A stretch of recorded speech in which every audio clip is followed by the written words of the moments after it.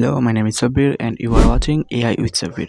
In this video, I will share 3 AI skills name that secure your future. So let's get start this video. First skill is prompt engineering. Prompt engineering এটা এমন একটা skill যে স্কিলটা যদি তুমি properly শিখে নাও তবে তুমি মান্থলি ইজিলি 1 লাখ থেকে 2 লাখ টাকা ইজিলি ইনকাম করতে পারবে।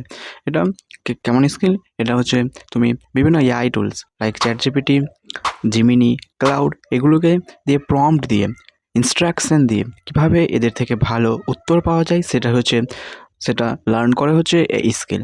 সেকেন্ড স্কিল হচ্ছে AI workflow automation.